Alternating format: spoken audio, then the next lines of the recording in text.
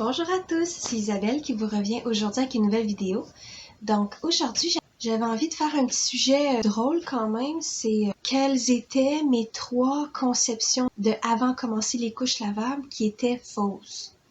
Donc c'est ça, aujourd'hui j'en ai trouvé 3, ça se peut que j'en ai eu d'autres, mais il y en a 3 vraiment importantes que je me suis rendu compte qu'en fait c'était vraiment pas vrai ce que je croyais là.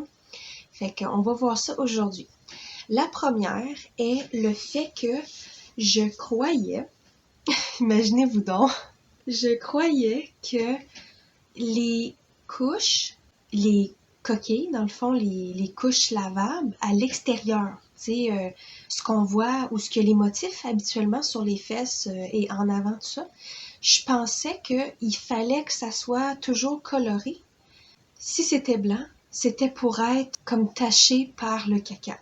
Je croyais que c'était sale, ça devenait sale, que ça devenait coloré par le caca, puis que dans le fond, moi, pendant un bon bout de temps, j'ai seulement pris des couches qui étaient de couleur assez vive.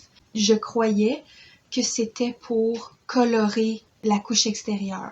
C'est complètement drôle, tu sais, de penser ça, mais en même temps, tu sais, quand on n'a aucune idée, ben c'est comme ça, on pense des choses qui n'ont pas de sens, puis ça fait partie de l'expérience aussi. La deuxième, je croyais que le lavage à la main était plus efficace que le lavage à la machine. Je vais vous expliquer pourquoi. C'est que, en fait, j'ai tellement vu d'histoires de personnes qui ont eu des problèmes avec leur lavage à la machine, puis que ça fonctionnait jamais, que je me suis dit au départ que il fallait mieux que je lave à la main. En fait, ça fonctionne mieux laver à la main. Et quand je parle à la main, je parle de l'ancien défi du Flats and Hand Washing Challenge, qui est les couches plates et le lavage à la main.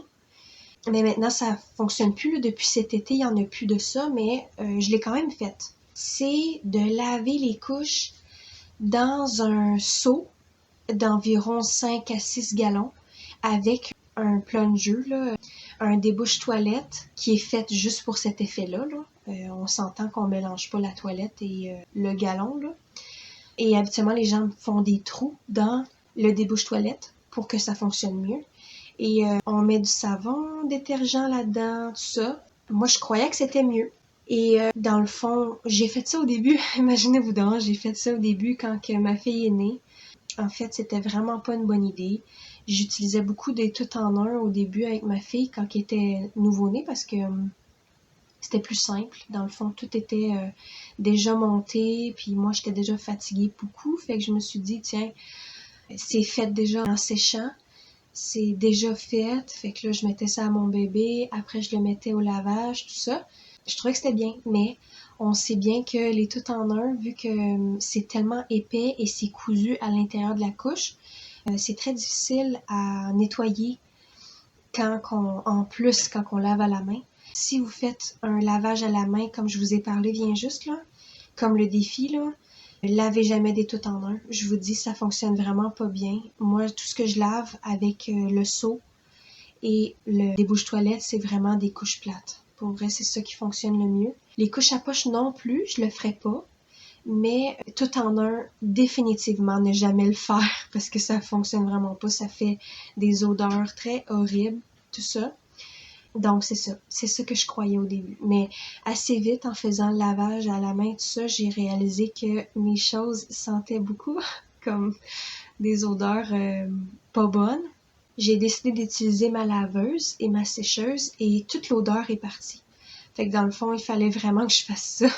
C'est ça. Fait que ça, c'était mon erreur au début. C'était la conception que j'avais au départ. Et la troisième, c'est quoi déjà?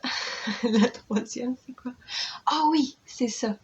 C'est, je croyais que les couches lavables, quand on les achète, que ça soit neuf ou que ça soit usagé, ils sont éternels.